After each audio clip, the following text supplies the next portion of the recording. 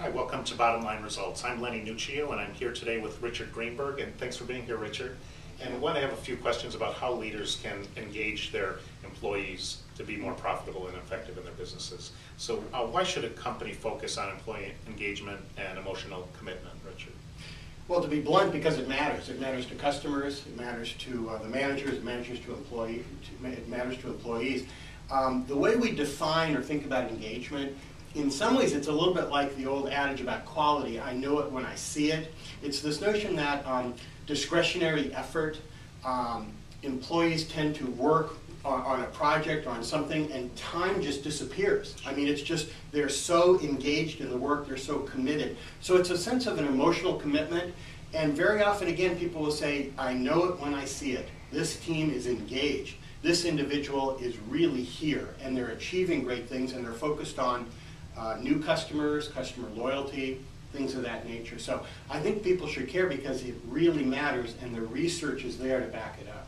Excellent. Sounds very important, obviously. Now, how would a leader know if their employees are engaged? Well, again, I think part of it is I know it when I see it, and the other aspect of it that can be quantified is through an engagement index. So if your employee population is, say, 100 employees or less, I would generally recommend you do a survey that would include an engagement index once a year.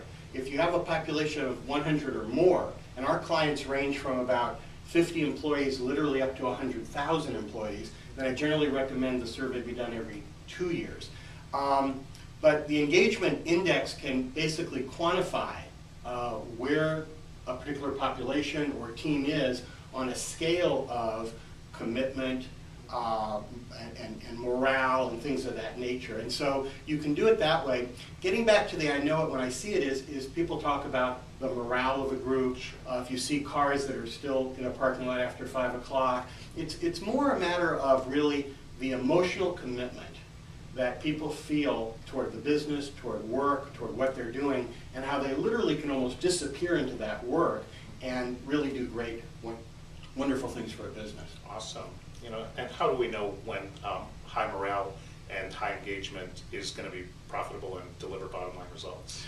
Well, the research is there. I mean, if you look at the research firms, you know, whether it's Deloitte, Gallup, and others, for over 10 years now, they've developed research showing that employees that are engaged or associates that are engaged, emotionally committed at work, produce better results, operational results, financial results. So we can look at total return to shareholder, we can look at customer loyalty, we can look at a regression analysis showing here's our engagement score and here's the customer loyalty scores, and lo and behold, there's a strong relationship there.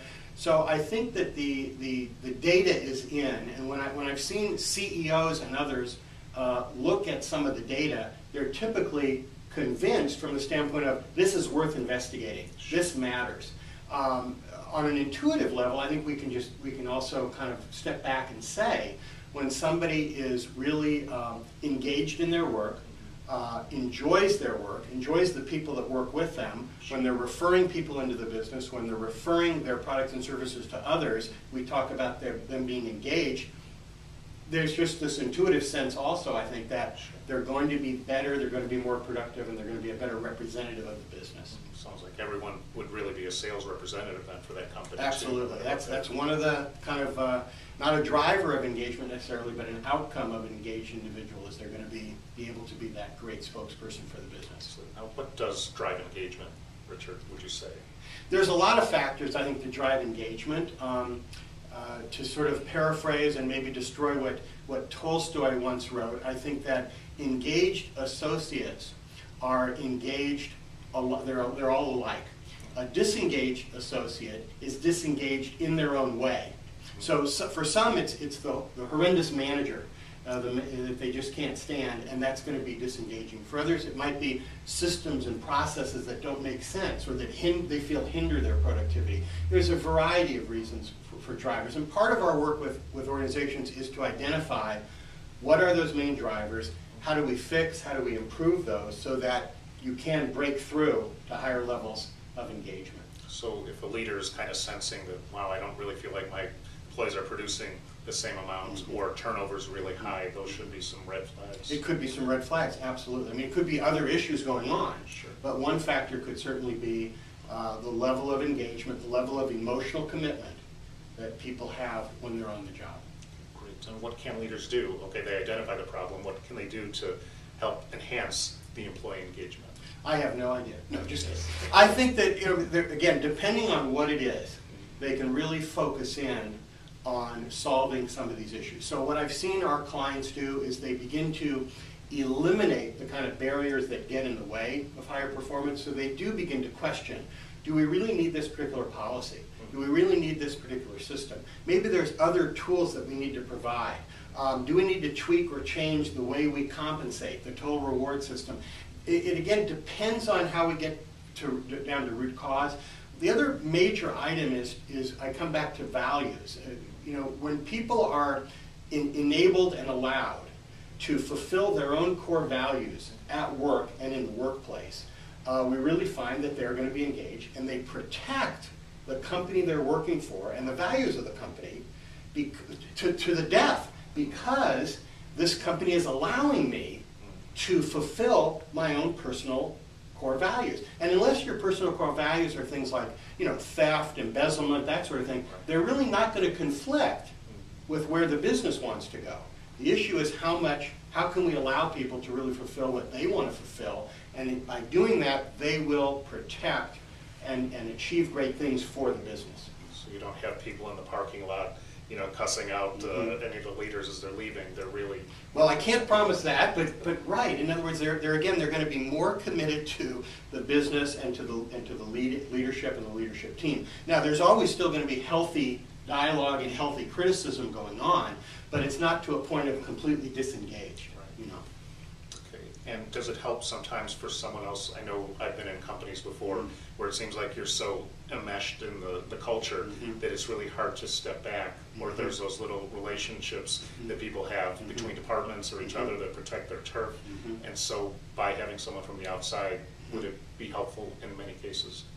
Yeah, I think so, and especially again around doing the survey, you want it to be, have the anonymity. You want to have an outside person, I think, involved in that. You want to be able to create the engagement index that makes sense from a statistical point of view, and so on. So, and you want somebody that again has this perspective and can see from the outside.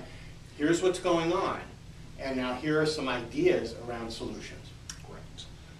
And what would you say prevents leaders normally from beginning and maintaining the engagement process? I think a number of factors.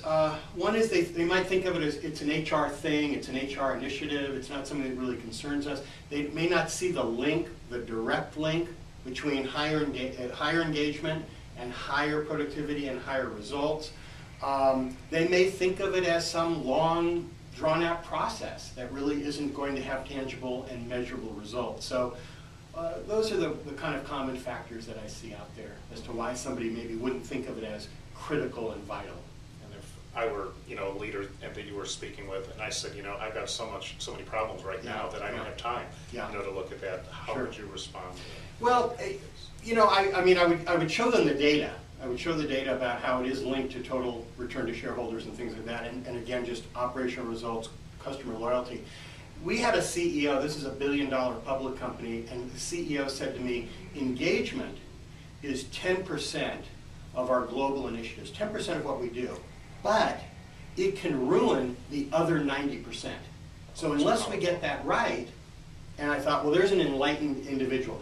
Didn't start out that way. Had to look at the data, had to learn about it a little bit, but to me that's fairly quick. I think the data's there, and then it's a question of how do we actually focus on engagement. Awesome. Richard, appreciate your time today. And if you have any more questions, please give us a call at 949-788-2998, or check out our website at www.bottomlineresultscorp.com. Thank you.